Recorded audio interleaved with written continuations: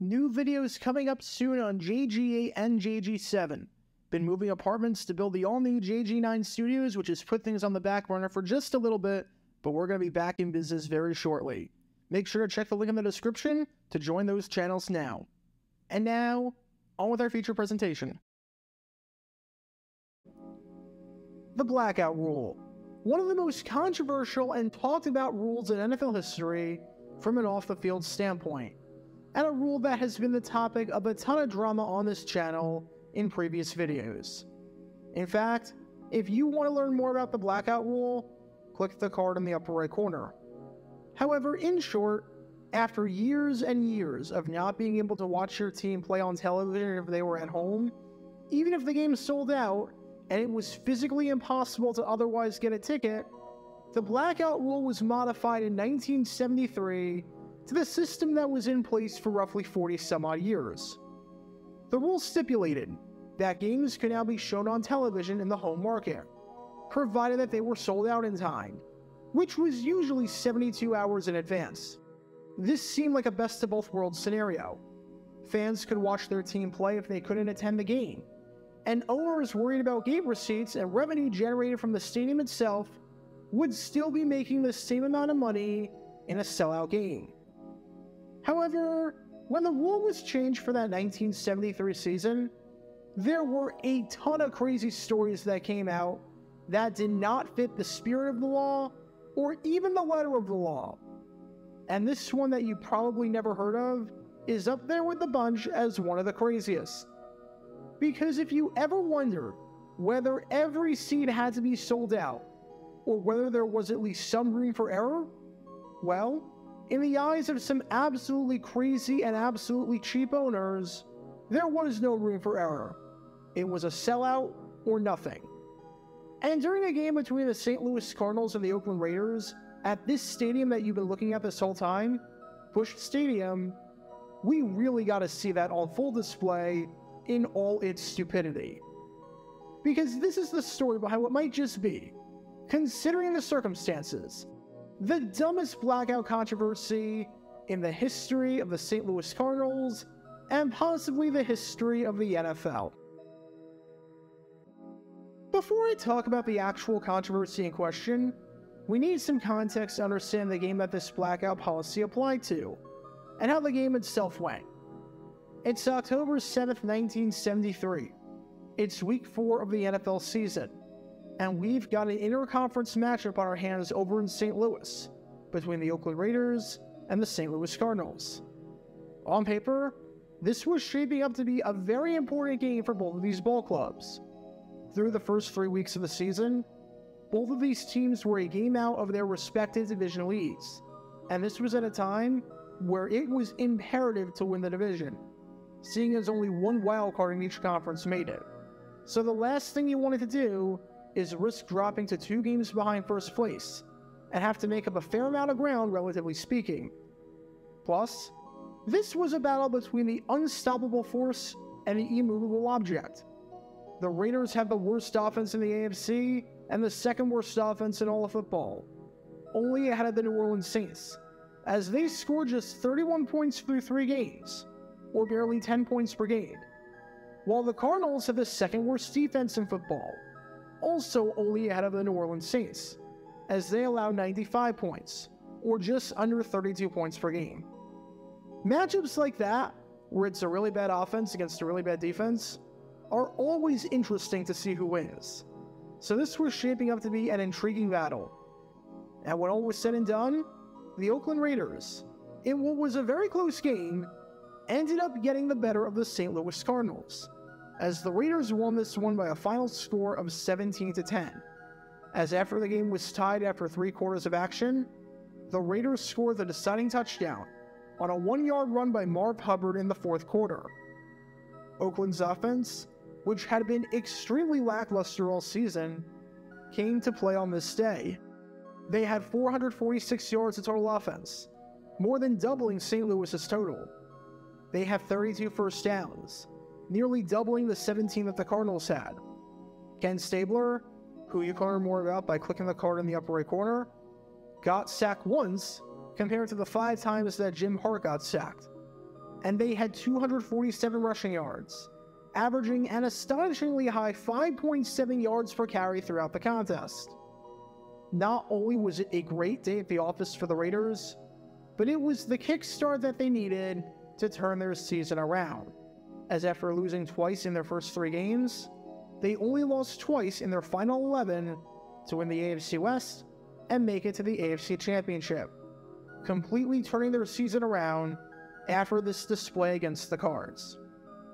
However, while there was obviously a ton of drama on the field, as evidenced by the close scoreline, the drama in our story that we're most concerned about came off the field, or rather, with the 49,051 fans that were in attendance that got to see their hometown team lose and drop their second straight game.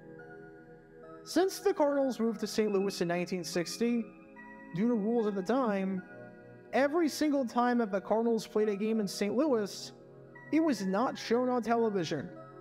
The only way to watch the game, if you were within the 75-mile radius of wherever the Cardinals played, was to be at the stadium. Couldn't get a ticket, even if the game was sold out? Too bad. Now, I should note with this that there were exceptions to the rule. It didn't happen often, but if an owner wanted to, he could waive the blackout rule and allow the game to be shown on television. In 1970, when the New York Giants played the New York Jets, for instance, that game was not blacked out in New York, even though it absolutely could have been. And from 1973 on, there were cookie-cutter stadiums that were multi-purpose venues that had obstructed seats, where you could not see any of the action. An owner very easily could have forced those seats to be sold in order for the game to be shown on local television, because if they weren't sold, they could easily say that it didn't qualify as a sellout. However, there were instances where every seat was sold except for those, and the owner decided to let it go and not concern himself with seats that had an obstructed view. So I should note that when this rule was changed in 1973 to what it was, which was that the game had to be sold out within 72 hours of the game's kickoff time, this was not a hard and fast rule, as it did not work both ways. While an owner could not mandate that a game could get blacked out if it sold out, an owner could allow his team to be on TV if the game did not sell out. The bad news for Cards fans was that during their first home game, which was in Week 2 against Washington, in a game that the Cardinals won 34-27, the game got blacked out in St. Louis. It didn't come as too much of a surprise that the game did not sell out, seeing as Cards games rarely sold out back then. However, this meant that it could not be shown on CBS. The good news, though, was after their second home game, which was the game that you've been watching against the Raiders, things were looking a heck of a lot better. Pick a reason. The Cardinals were a team that had no expectations going into the season, but were 2-1 through 3 weeks and has shocked a ton of people thus far, so people wanted to see them and were starting to believe. No longer did fans have to spend their sports entertainment dollar on the baseball Cardinals team, paving the way for the football Cardinals to have command of the city for the time being. This was the first time ever that the Cardinals and Raiders had played each other, so people wanted to see a new opponent. Call it whatever you want. However, tickets were selling for this game, and it was looking like Busch Stadium was going to be packed to the bone for Sunday's game against the Raiders. And by the time the box office closed on Wednesday night, less than 24 hours before the 1 o'clock deadline on Thursday, there were not many tickets left. Not at all. Which raises the obvious question. How many tickets were left for this game that the team had to sell to ensure a sellout? 7. You heard that right. 7 tickets. Not 7,000, not 700, not 70, just a mere 7 tickets. We've seen teams black out games because they fell short of the number by a couple thousand or even a couple hundred. But this was literally a number that even if you were Jason Pierre-Paul, you could count on 2 hands. So you would think that the Cardinals would announce that 7 tickets were left, but the blackout was lifted, right? You would think that 7 tickets short of a sellout means absolutely nothing, because they're going to be sold relatively easily in the 72 or so hours leading up to the game. It's close enough to a sellout that you're really splitting hairs at this point, and 7 tickets remaining at likely $5 a pop comes out to $35 total, which is nothing for an owner. And yet, in an unbelievable display by the Cardinals and owner Bill Bidwill to make a mountain out of a molehill, the Cardinals, in all seriousness, announced that if they could not sell the remaining 7 tickets to this game against the Raiders by Thursday afternoon, that they would not be lifting the blackout. You heard that right. If they could not get to a sellout because they were 7 tickets short, you're not going to see the game on your TV set. And just the idea behind this controversy is absolutely absurd for a few reasons, some of which I mentioned before. Number 1, this is clearly not what the blackout law was designed for. Sure, it might fit the letter of the law, but in no way does it fit the spirit of the law. The letter of the law says that an owner has the right to force a blackout in his team's home market if the game does not sell out. The spirit of the law says that we don't want fans staying home to watch games on TV, and we don't want to lose ticket revenue as a result of showing the games on TV. So we need to make sure that there's no difference money-wise, or at least as little of a difference possible, between a sellout with no TV and a sellout that's on TV. Since if you show the games on TV without any ticket requirements, then people are likely just going to watch the game on TV. And if you're 7 tickets short, I mean, come on. That's a sellout for all intents and purposes. I don't see how it's not. Number 2, this is an easy PR win that you flubbed hard. You easily could have said, due to how great Cardinals fans are, we only have 7 tickets left for the game, which we're going to sell. The game is going to be shown on TV, and we're fortunate, thanks to you all, that we're able to notify NBC about this well before the deadline. How did you fumble this? Seriously, how did you fumble this so hard? You're nickeling and diming the fans and disrespecting them because you're technically allowed to? Over a measly 7 tickets? And number 3, why make a problem out of this when you don't have to? It's not as though these tickets are going to sell. Walk-up sales are a thing. You still had all of Thursday, all of Friday, and all of Saturday to sell the tickets.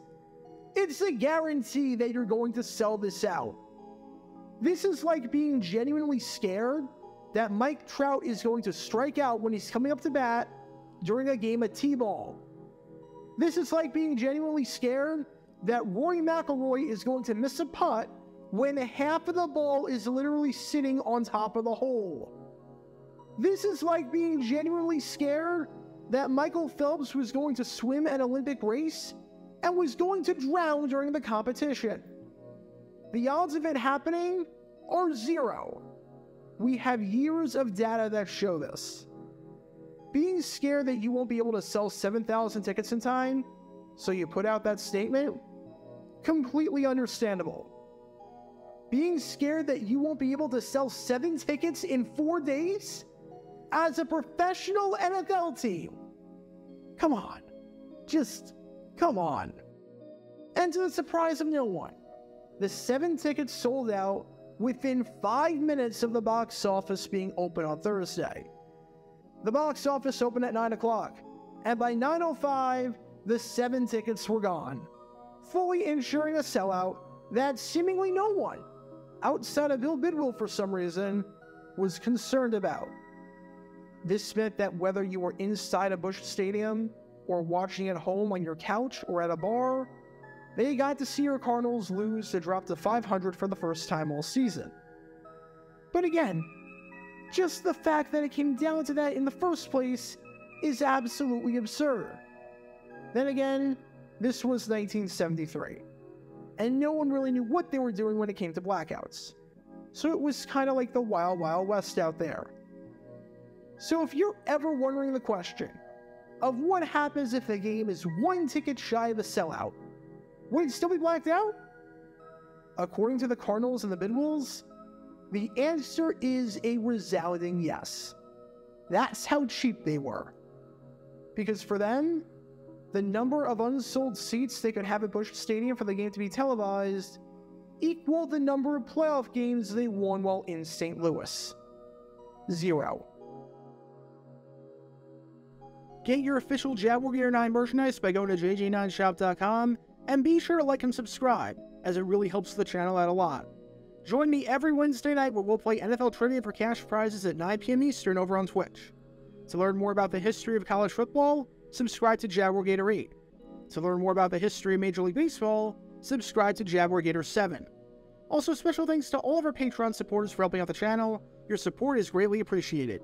See how you can become a patron and request future video topics in the description below.